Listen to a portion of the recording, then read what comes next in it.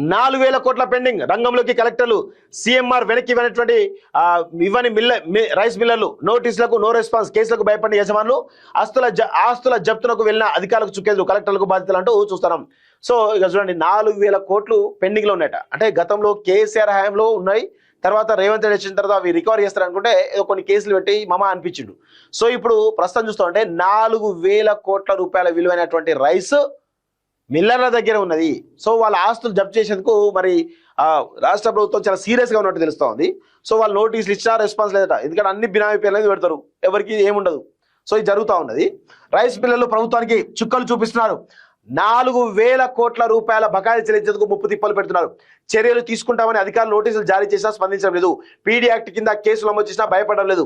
చివరకు ఆస్తులు జప్తు చేసేందుకు వెళ్ళినటువంటి అధికారులకు చుక్కెదురవుతుంది. అక్కడ మనుషులు తప్ప ఆస్తులు కనిపించడం లేదు. దీంతో ప్రభుత్వం కలెక్టర్ రంగంలోకి దింపింది. బకాయిలను రాబట్టే బాధ్యతను సీఎం రేవంత్ రెడ్డికి అప్పగించారు. సో బీఆర్ఎస్ హయాంలోనే అక్రమాలు జరిగినాయి. సో ఇప్పుడు కాంగ్రెస్ రేవంత్ రెడ్డి పాలన కూడా అవే అక్రమాలు కొనసాగుతున్నాయి. నేను చెప్పిన కదా, కేసీఆర్ పాలన రేవంత్ రెడ్డి పాలన వేరు వేరు కాదు. కేసీఆర్ పాలన రేవంత్ రెడ్డి పాలన ఒకటే. కేసీఆర్ పాలనలో జరిగినటువంటి అక్రమాలు ఈరోజు బీఆర్ఎస్ కాంగ్రెస్ పాలన కూడా రేవంత్ రెడ్డి పాలన కూడా కొనసాగుతూ ఉన్నాయి. సో దానికి మచ్చుతోనకే ఈ 4000 కోట్ల రూపాయల పెండింగ్. ఈ రైస్ మిల్లులు అందరూ కూడా అమ్ముకుంటున్నారు.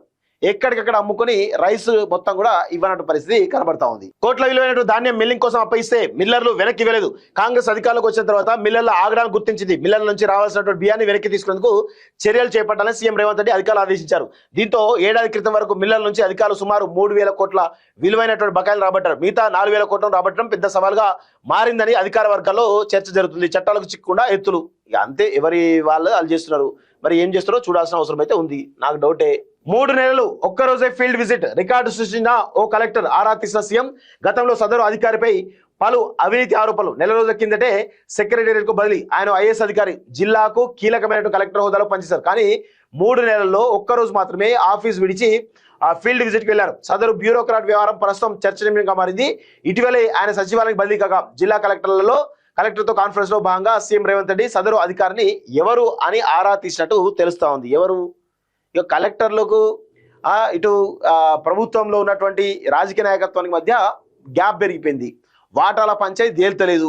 సో ముదురుతున్న వివాదం నడుస్తూ ఉంది. అందుకే తెలంగాణ రాష్ట్రాన్ని హోల్సేల్గా అటు వీళ్ళు ఇటు వీళ్ళు ఇద్దరు అమ్మేస్తున్నారు. ఎవరికి వాళ్ళుగా అమ్మేస్తున్నట్టుగా కనబడతా ఉంది. వాటాల పంచాయతీ తేలట్లేదు.